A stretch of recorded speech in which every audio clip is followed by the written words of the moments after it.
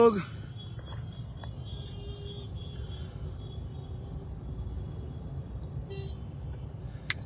Look से भौजी लागेलू हमार पाली सही हो डाली देवरो डाली। जितना लोग हमके देख रहा बा सब लोग के स्वागत बा हमारा फेसबुक लाइव में। और कहाँ जाता रहा भैया, हम जाता नहीं होली के शूट करे। आज होली के हमार शूटिंग बा और 3 गो गाना होली के रिलीज हो चुकल बा। और आप लोग के जो प्यार मिल रहा बा वो प्यार खातिर दिल से बहुत बहुत धन्यवाद। Hello hello hello. पहल का गाना आयल रहे मीरा म्यूजिक से, देवरू के डालल हो रहा जो कि आप लोग तगड़ा रिस्पॉन्स देता नहीं। पहले भी कले बनी आज भी कहते नहीं कि कलाकारन के जितना प्रेम देव कम लगेला, भर भर कैसे प्रेम देते रही। मीरा म्यूजिक से आयल रहा प्रियांशु सिंह जी म्यूजिक दे रहे हैं, शिल्पी राज जी गौले बने हमारे साथ और आशुतोष तिवारी हमने के आंसू बाबा। हाई आंसू बाबा ना, आशुतोष तिवारी आंसू बाबा पेन मैन गीत के लिखल रही, बहुत अच्छा रिस्पॉन्स मिल रहा बा। नीलम गिरी जोकरा में फीचरिंग के लिए बनी पैराडाइज प्रोडक्शन के माध्यम से वो वीडियो भइल बा। अगर जे जने के सुनले जाए लोग देवरू के डालल मीरा म्यूजिक पे देखी लोग, बड़ी तगड़ा गाना बा। फिर दूसर का गाना रिलीज भइल ग्लोबल म्यूजिक से फागुन में आए हाय हाय कि तोरा माई के गलिया छुए में आए मौसी के गलिया आए हाय हाय। फनी सॉन्ग बा, कॉमेडी सॉन्ग बा और चाचा भतीजा माई मौसी के एगो कॉम्बिनेशन बा वो गाना में, बड़ी अच्छा गाना बा। अजय बच्चन जी लिखले बनी, रोशन जी म्यूजिक दिले बनी, आस्था सिंह जी ओकरा में फीचरिंग के लिए बनी। एगो बहुत प्यारा बबुआ प्रिंस प्रियदर्शी जी के मामा जी के पुत्र, बहुत बढ़िया एक्टिंग के लिए बने।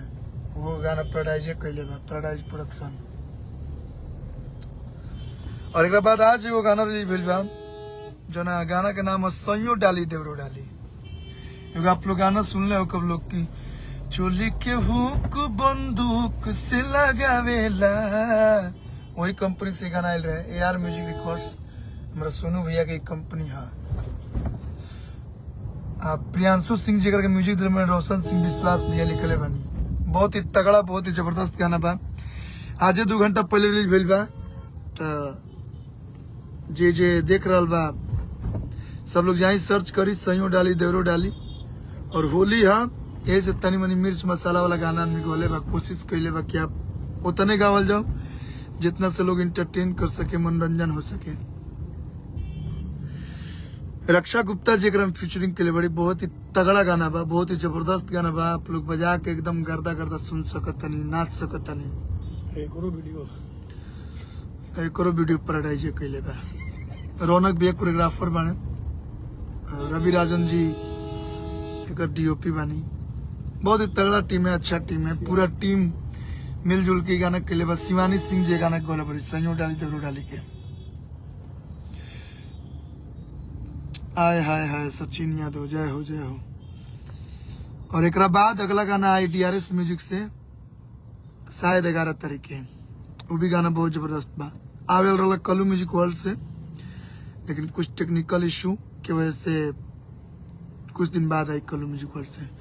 कलू म्यूजिक वर्ल्ड से जो गाना आवेला बा तो बहुत ही प्यारा, बहुत ही शोर गाना बा, मजा आई सुन के। हम बानी भैया अभी जगह पे बानी, हम बता दे तो सब शूटिंग हम ना कर पाए। इंदौर बड़ा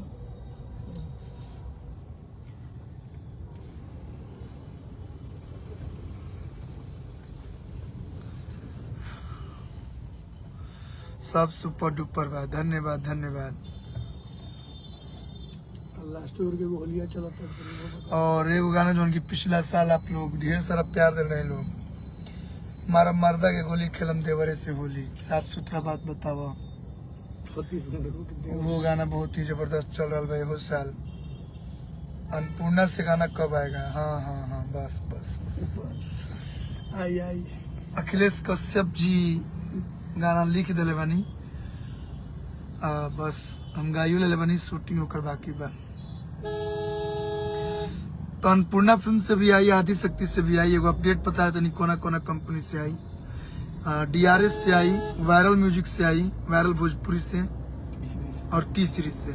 बस काफी बनू ऐसे आवे के तो बहुत सारा कंपनी से मतलब इरा, लेकिन लिमिटेड गाना और समय भी 1 महीना के ही बात, तो ऐसे थोड़ा सा 8-9 कल गिला यो ज्यादा बाम जाना था नहीं। सीए पंकज राज सर को जानते हैं जी? शुभम जी जानता हूँ, बड़े भाई हैं हमारे।